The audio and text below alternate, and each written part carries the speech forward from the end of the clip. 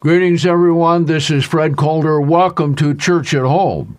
Church at Home is sponsored by the Christian Biblical Church of God, and we are dedicated to restoring original Christianity for today. Church at Home and safety. Now, what does that mean? Well, let's have a little background first. The very first Church at Home was produced September 15th, 2009. And that was a result of reading the book by Lloyd Gearing, Christianity Without God. And that's precisely what we are having in the churches today. Christianity without God. Using the name of God, using some scriptures, but all the while watering it down with humanism and human activities and leaving out God. How do you know you're God? Simple. When I pray to him, I find I'm talking to myself. Famous Kiwi atheist Lloyd Gearing celebrating his 100th birthday. We had a big bash yesterday with about 80 or 90 friends, some from overseas. Best wishes coming from the Prime Minister, the Governor-General and of course the Queen. A chance for Sir Lloyd to reflect on his controversial past. This whole world of the supernatural just does not exist anymore for men today. In 1967, the Presbyterian minister became the first New Zealander tried for heresy after rejecting God, the resurrection of Christ and the afterlife. I've seen the church go downhill fast, for example. I've been blamed for it actually, but it's nothing to do with me. He says we should believe in one another and that faith is really about trust. We're learning as a human race to accept ourselves and our differences and become more of a global community. So I have a good deal of optimism about the community at large. Sir Lloyd continues to write, play Scrabble and walk every day. He says good genes and staying active physically and mentally are key to a long life. With family by his side, the God denier who still goes to church says he's blessed indeed. Ryan Boswell, One News. So Lloyd Gearing has written a number of interesting things. So I want to read a couple of these to you so that you understand what has been happening. And when I was reading this on the plane flying to an elders conference, and I got to this part of the book, I said, they can't take God out of our homes. And then it dawned on me that the early New Testament church at its beginning began in the homes.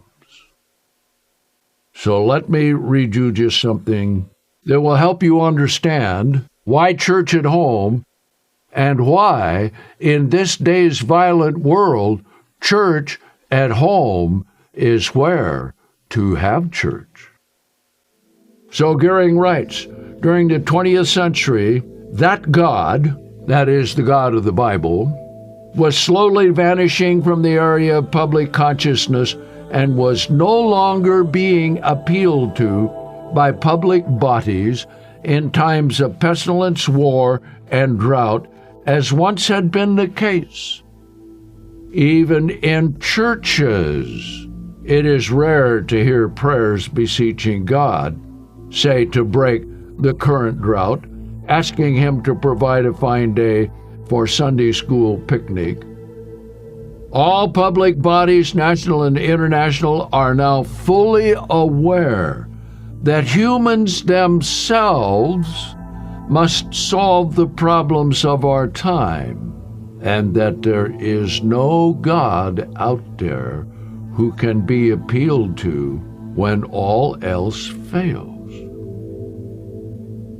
The once public face of God has been forced to retreat to the subjective consciousness of the devout individual and traditional church gatherings. Isn't that interesting? Because you see, the key is this: the real place to find God is in your home. Why? because you can control the circumstances. You can study your Bible, you can come to God on your knees in prayer, and you can seek Him, and you will find Him, because we have many sessions showing that that's exactly how God will respond. But here they are, getting rid of God. God has been privatized. What has remained public are the values inherited from the Christian past, because He says we're now in a post-Christian world. Well, how do you like this post-Christian world? We'll see what's happening. Values which continue to lead to fresh emancipations and human ideals. And it is these values which constitute Christianity without God. Now that's an oxymoron, because you cannot have Christianity without God. The transition from Christendom to Christianity without God is reflecting itself in common language. In Christianity without God, there is still a place for ritual and festivals. And then he mentions Christmas, which we know is not of God or of the Bible, but now he says it's better than ever because we've turned it into a family-centered celebration.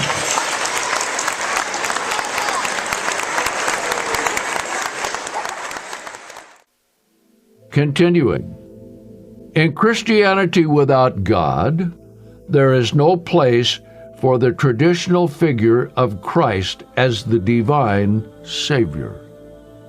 Yet there is certainly a place for Jesus, the teacher, the man of wisdom, the one who revitalized the path to freedom. Of relevance to us is not the Jesus who was elevated into a mythical heaven, but Jesus, the fully human person who shared the tensions, enigmas, and uncertainties that we experience. It is the Jesus that told stories and parables of which he does not understand them. The Jesus most relevant to us is he who provided no ready-made answers. Interesting, isn't it? See, because he fails to realize and understand all human beings were made to receive the Holy Spirit of God, to have the laws of God, to live by the laws of God, and for a great purpose. And that purpose is well defined in the book that we have, From a Speck of Dust to a Son of God. Why were you born?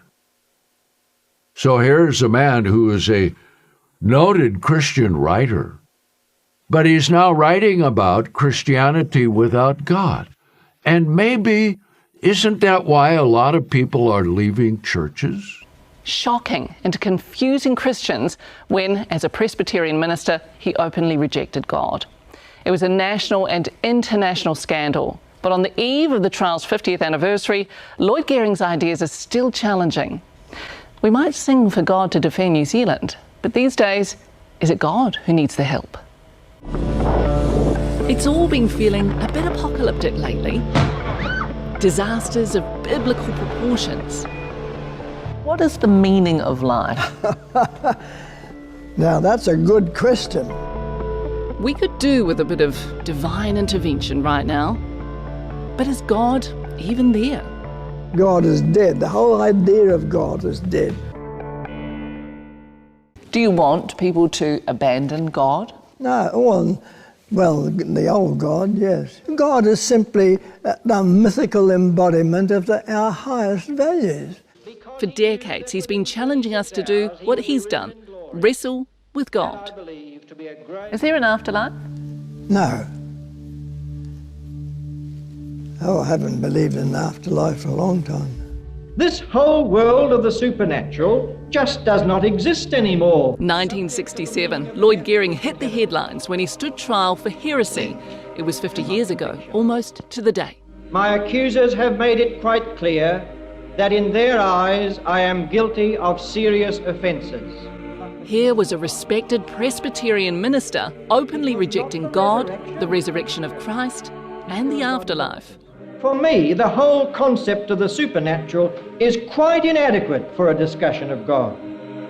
The trial lasted just 2 days, but the charges weren't proven. How would you describe the impact of that trial? If I hadn't done it, somebody else would have done it. Traditional Christianity was not in keeping with modern thinking. And that the more that modern thinking spread, the more it was going to collapse. And boy, have things changed. Church membership once meant identity in the community, belonging. Today, it doesn't have anything like that sort of meaning. Is that a problem? For traditional churches that are based upon being so rooted in local communities, it's a disaster. Which might be how many of us feel right now, praying for peace. But is there any point? Trusting one another. Trust your friends, trust the future. That's faith. If you can't believe in God and Christ, then believe in life. Trust life. I'll read just a little bit more. Christianity can exist without God. Not true. It cannot exist without God the Father and Jesus Christ. He continues, indeed, Christianity without God has actually been in our midst for quite some time. It has been coming quietly, unheralded, and unnoticed. It was Christianity without God which made possible the series of emancipations mentioned above, beginning with the liberation of the slaves. Indeed, they may even be regarded as manifestations of the coming of the very kingdom of which Jesus spoke. Just as the early church saw evidence of the coming of the kingdom in the events as the blind see, the lame walk, lepers are cleansed, the deaf hear, so we may say that, though there is yet a long way to go, we can rejoice to see positive changes taking place. Really, do you see positive changes taking place? Let's come to 2 Timothy 3, and let's see a description of what's happening in the world today. And these are the changes that are out there. Now, if Christianity without God is supposed to help us be better, supposed to help us have a more wonderful society, a more loving and peaceful relationship with each other, why isn't that happening? Rather, we have a world like this, 2 Timothy 3 and verse 1. He warns Timothy by saying, know this also, that in the last days perilous times shall come. For men shall be lovers of self. And that's the key thing. If you don't love God, you love something else, and in loving something else, you love yourself. And look at all the narcissism and selfishness and crime and things that come because of that. The drugs, the sexual aberrations, the lying, the cheating, the stealing, nations falling apart, fighting each other. Yes, Christianity without God is wonderful, huh? No, it isn't. Lovers of money, braggarts, proud, blasphemers, disobedient to parents, unthankful and unholy. And doesn't that describe our nation today and the world today and the attitude that people have today? Yes, indeed. Without natural affection, implacable, slanderers, without self-control, savage, despisers of those who are good. And we'll see that the despising of any form of Christianity, and those people are trying to do good, whether they know the truth or not, they are held up as obstacles to the godless, satanic generation that is being generated now because the true God has been removed from almost all places. Now notice, verse 5, having an outward appearance of godliness, but denying the power of true godliness. But as for you, turn away from all of these. And that's why church at home. Let's come to Matthew 24 and look at some of the prophecies that Jesus gave there. And we will see what's wrong with the world today.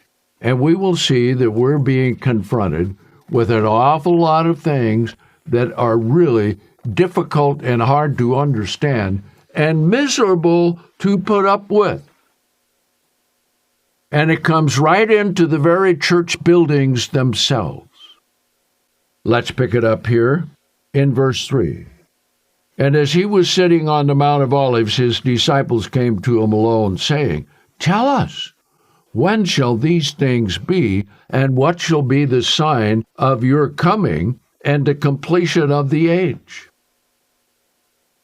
Then Jesus answered and said to them, Be on guard, so that no one deceives you. For many shall come in my name, saying, I am the Christ, and they shall deceive many. And isn't that true? There are so many forms of Christianity. Is that a good thing? The question is, how can they all be right? More and more of them are using less and less of the Bible. Whereas here at Church at Home, we teach you to use the Bible and more and more and more of the Bible. Just the opposite. Then he said, You shall hear of wars and rumors of wars. Isn't that happening right now? Intensifying? And Psalm 2 says, Oh, the heathen rage. That's what they're doing. See that you do not let these things disturb you, for it is necessary that all these things take place, but the end is not yet. For nation shall rise against nation, kingdom against kingdom. There shall be famines and pestilence and earthquakes in different places. All true, right? All happening, yes. All of these are the beginning of sorrows. Now, how far into the sorrows we are, we really don't know, because Jesus didn't tell us how long the period of sorrow will be. But don't you think the world is in sorrow today with all the things going on? The wars, the murders, the killing, the lying, the cheating, the sickness, the disease, the drugs. Now notice, verse 9. Then they shall deliver you up to affliction and shall kill you. We'll come back to that in a little bit, kill you. And you shall be hated by all nations for my name's sake. And isn't that true today? Anyone who bears the name of Christ and says they're a Christian, they are hated. Well, it's better to know God and be hated than to not know God and not be hated. Then many shall be led into sin, and shall betray one another and hate one another, and many false prophets shall arise and deceive many. Not only false prophets, but in verse 24, Jesus says, false Christ and false prophets will do great signs and wonders. Now, I want to focus in on what's happening in churches. See, because today, when you have a church building on a corner, or you have an address of a church building, and you come by it and there's a sign, and worship services whatever time they give. Anybody can come in there. Now, just a couple of weeks ago, we had another terrible shooting in a church. The name of it was West Freeway Church of Christ, and this was in Texas.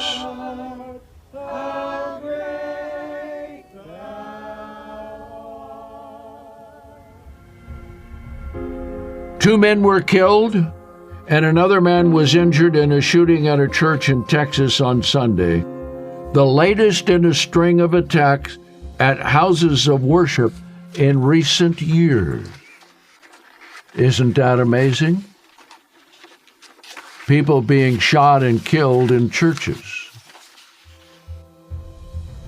Sunday's shooting unfolded around 9:57 at the West Freeway Church of Christ, which is located in the White Settlement just outside of Fort Worth. Two people had been shot, one killed, one of them the gunman, a third person in critical condition, suffered heart attack, but was revived. Two people were shot and killed at a Sunday morning church service near Fort Worth, Texas. We did speak with one woman who was sitting with her family just a few feet away from this gunman with her 7-year-old daughter. And she says almost immediately when this guy walked in, she got a bad vibe. It was like a matter of seconds. That's how long it took to turn a peaceful Sunday service into a room filled with chaos and fear. Cameras inside this sanctuary capture the moment the gunman pulled a shotgun from his pants, shooting two male parishioners in the corner of the church. Some people ran to escape the danger while others hid under pews. All told, 13 deadly shootings have occurred in America's houses of worship in recent years. Not to say anything of the shootings in malls or other places. Not to say anything about the murders in Chicago and Baltimore and Los Angeles. And wherever there are a lot of drugs, there's a lot of murder. June 2015, Charlotte, South Carolina. Dalen Roof, 21, shoots and kills 9 black church members during a Bible study group inside the Emmanuel African Methodist Episcopal Church in Charleston, South Carolina. Quite a thing. Look at the next one. August 15th, Waynesville, North Carolina. Wade Annual Baker of Clyde, North Carolina, dies after an exchange of gunfire with police who responded to a 911 call claiming that people had been shot at the Maple Grove Baptist Church. No one else was, in fact, injured in the gunfire. September 15th, 2015, Eastern Selma, Alabama. Man charged with 3 counts of attempted murder after shooting his girlfriend, their baby, and clergy inside the Oasis Tabernacle Church of East Selma, Alabama. October 2015, Detroit, Michigan. A pastor shot and killed a man during Sunday services when the man went after the pastor with a brick, according to police. This is the church where the shooting happened. We're told it happened during church service. The man who was shot to death is pictured here, Deontay Smith, and his family says this shooting was not self-defense, but part of a much larger dispute. The pastor was having an affair with my nephew Deontay's wife, and this is the outcome of it all. Smith's family members tell 7 Action News Deontay and his wife had been having issues for some time. They say the pastor at the City of God ministry was someone Deontay counted on. He looked at his pastor as a father figure, you know what I'm saying, because he didn't have his. Family members claim Deontay's wife became pregnant and miscarried the baby, and Deontay found out it wasn't his. To find out somebody who you call your father, the only dad you know as your pastor, and to find out he's sleeping with your wife, what would you do? They don't believe he went to church to injure the pastor, just to confront him. It didn't have to end like this for him. He was a great boy. Great boy. Now that's something. That's why church at home. You can avoid the potential of that happening wherever you're going to church And besides, you won't have to listen to those messages that are all humanized and secularized and are feel-good stories. You can learn the truth of God about how you need to live your life, and your home can be the place to worship God. Then, February 2016, Dayton, Ohio, a gunman opens fire at St. Peter's Missionary Baptist Church, killing the pastor, and more than 20 people were reported inside the church at the time of the shooting. April 2017, North Wales, Pennsylvania, a dispute between two members at Keystone Fellowship Church in Pennsylvania suburb during a Sunday worship service ended with one person shooting and killing the other. May 2017, Kansas City, Missouri, a church greeter was shot while welcoming parishioners at a church in South Kansas City, police said. The suspect entered the Church of Refuge Family Worship Church through a rear door and fired multiple shots, according to the police. June 2017, Oakland, California. Police arrest a man they allege fired 8 bullets into a religious statue at the St. Felicitas Catholic Church in Oakland, California. September 2017, Nashville, Tennessee. 1 woman was shot and 7 others were hurt after a suspect identified as a Sudanese immigrant opened fire at a Tennessee church. November 2017, Fresno, California. A man waiting at a church parking lot shot and killed his estranged wife and his boyfriend after they emerged from Mass at St. Alphonsus Church. November 2017, Sutherland Springs, Texas. 26 people were killed and 20 others wounded in a shooting at the First Baptist Church at Sutherland Springs. Devin Patrick Kelly fired at least 450 rounds inside the church. October 2018, Pittsburgh, Pennsylvania. A man opened fire in the Tree of Life Synagogue in an anti-Semitic attack, killing 11 people and injuring 6 others. April 2019, Poway, California. 1 person was killed and 3 were wounded by a shooter at the Chabad Poway Synagogue.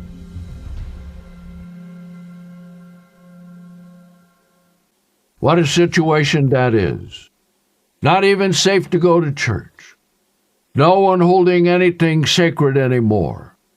And that's exactly how it is when you leave God out of your life. Church at Home is dedicated to help people find God in their lives.